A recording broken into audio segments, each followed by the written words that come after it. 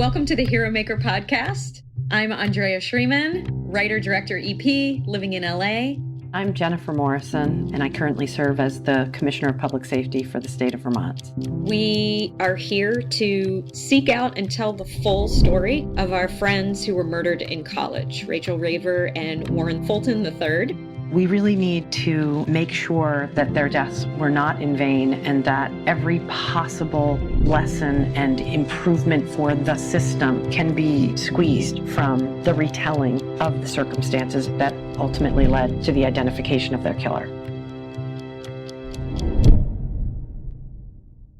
Good morning, Andrea. You can say good morning to me. Yes. And happy birthday. I can just say happy birthday. Oh, thank you.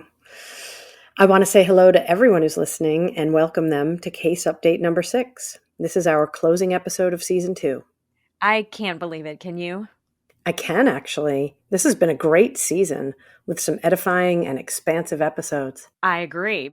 But before we review those episodes in this last segment, we do have a few things to share. Number one, if you've been listening, you know that we're up for 4 People's Choice Podcast Awards this month, July 2023. So many of you have taken time out of your day to nominate the Hero Maker podcast, and we thank you, not only for listening, but for supporting our efforts in this way. Yes, thank you so much. I know it's an extra step, but we really appreciate you nominating us in the following 4 categories. People's Choice, Best Female Hosted Podcast, Storytelling and Drama, and True Crime. It's very easy to vote, and all the info you need is in the description of today's podcast. Voting ends on July 31st. What else are we announcing today, Andrea? Okay, I'm really pumped about this one. Today's episode has a sponsor. Oh, here's my drum roll. Thank you, Jennifer, for that drum roll. Our drummer, Jennifer Morrison. Thank you, Christopher Barkley and Nicholas Buggs at Bonsai Creative for making today's episode possible. Nick and Chris understand what it takes to bring an independent media vision into public consciousness. And through their work at Bonsai Creative and the Make It podcast, they profile lots of creative people who successfully make independent media projects, like the Hero Maker podcast. So, Jennifer, they've invited us to be on their show. Ooh, very nice. When's that happening? I'm not sure yet, but it's going to be a good one. But just so people know, you can find the Make It podcast on all podcast apps, and you can watch it on YouTube by searching for @MakeIt Podcast. Sounds great. Thank you, Nick and Chris, for supporting the Hero Maker podcast. Yes, we appreciate you. So today we are reviewing the last segment of episodes from Season 2, episodes 27, 28, 29, and 30. There were 2 wonderful police leaders, Chief Jeff Swoboda from Fort Collins, Colorado PD, and Detective Lieutenant Mike Hasty of the Criminal Investigations Division of Clearwater, Florida Police Department in those episodes. So I brought you Chief Swoboda, that was episode 27, and you brought me Mike Hasty, that was episode 29. Jen, what stands out for you about our time with Mike and Jeff? Well, on the would I have a beer with them meter, both Jeff and Mike scored at the tippy top. Chief Swoboda from Fort Collins is really doing some innovative work, particularly with a relatively new officer training program. He described a daytime program or academy so trainees can go home at night. This program is run entirely by staff from his department. It includes important local history as part of the training and focuses quite a bit on the soft skills needed for community interaction, the peace officer side of the job. That was a really beautiful conversation, and it echoed the progressive policing ideals that we've heard about when we talked to Ronell Higgins from Yale Public Safety and when we spoke with Bill Bratton. And then in episode 29, we talked to Detective Lieutenant Mike Hasty from Clearwater, and he dropped knowledge not only regarding the investigative profession, but also about living in a 2-person first responder family. Yes, Mike has made an incredible career for himself through hard work, professionalism, and chasing his dream. He spent many years as a homicide detective before becoming the commander of the Major Crimes Division. I am honored to say that I knew him and spotted his potential when he was a young patrol officer. Those conversations were very inspiring, and we have several more extraordinary police leaders lined up for season 3. Well, I'm certainly looking forward to that. In this segment, we also shared 2 episodes related to Rachel and Warren's case, and they were really impactful. In episode 28, we spoke with 3 now adult women who were part of the George Washington University women's soccer program at the time of Warren and Rachel's deaths. Kate Steinhilber-Lunger was co-captain with you at the time. Elsa Avisa Oberg was one of the younger players, but had a really great connection to Rachel and became close with her family. And Cheryl Walters-Helmuth was barely a college graduate herself and assistant coach of the team at the time of Rachel's death. So this was an episode that felt like a long time coming.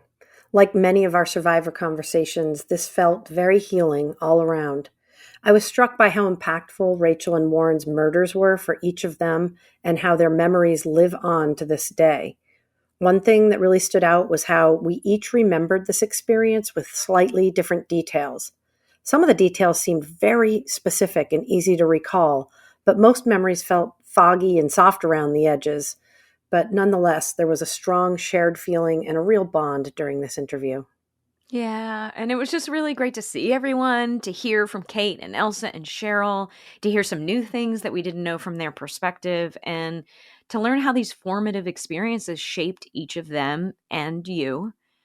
I mean, all of us, really. Thank you so much for joining us, ladies.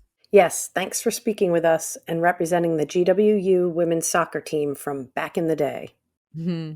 Finally, in episode 30, the last interview in season 2, we met Peter Greenspun, who was one of the private defense attorneys who was appointed to represent Warren and Rachel's killer in court in what turned out to be 3 Fairfax, Virginia trials that took place over 2007 and 2008. We know that Prieto, though defended rigorously by Peter and his partner Jonathan Shapiro, did receive a second death penalty in Virginia. Right. And that second penalty, the first one was in California. He had already been on death row for 14 years, awaiting execution for the gruesome rape and murder of Yvette Woodruff, which occurred 18 months after Warren and Rachel's event. Episode 30 is filled with so much firsthand information about Prieto and about the Virginia trials. It's really best heard from Peter himself.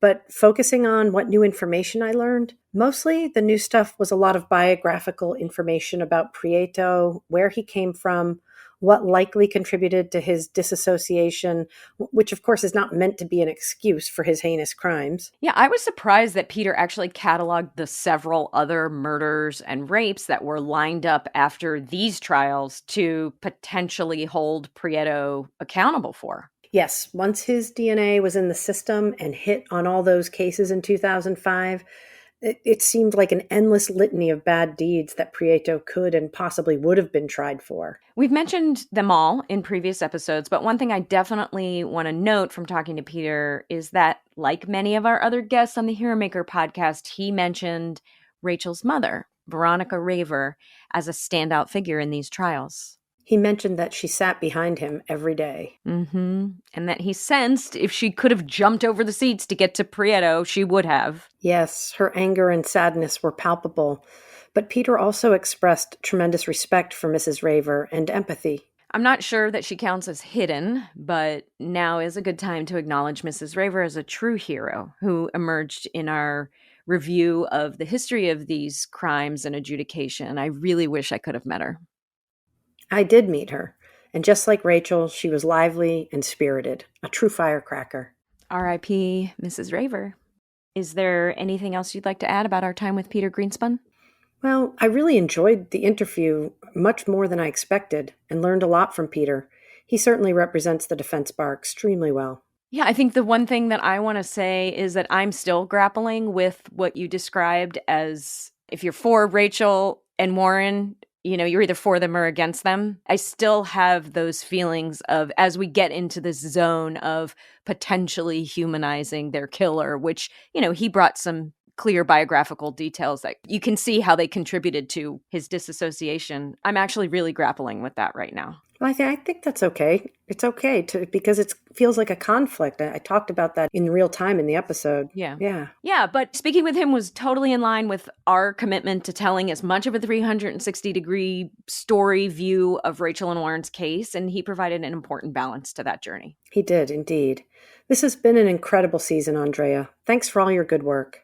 You too, Jen. Thank you. It's an honor to walk this path with you, and I'm learning so much and healing along the way and feeling a little emotional about ending season 2. And I wanted to let you know and our audience know that I am now directly in touch with this person on death row. We are texting through the Getting Out app, and we have a lot more really cool stuff lined up for season 3.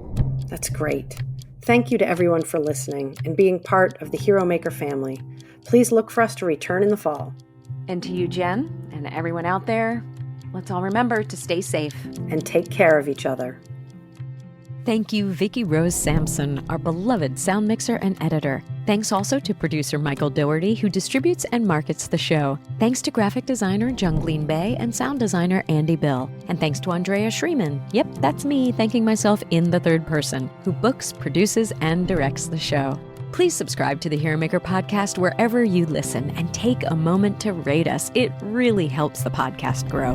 We're also on Facebook, Twitter, and Instagram at the Hero Maker Pod. If you'd like to collaborate or suggest a guest, please email us at media@theheromakerpodcast.com. The Hero Maker Podcast is a production of Prudent Pictures. Thank you so much for listening.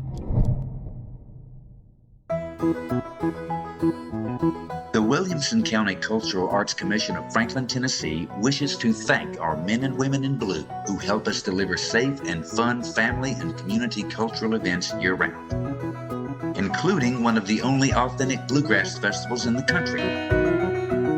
Bluegrass Along the Harpeth takes place every July and at the Williamson County Fair in August and at the annual Tennessee International Independent Film Festival. Check out our full calendar of events at wccac-tn.org.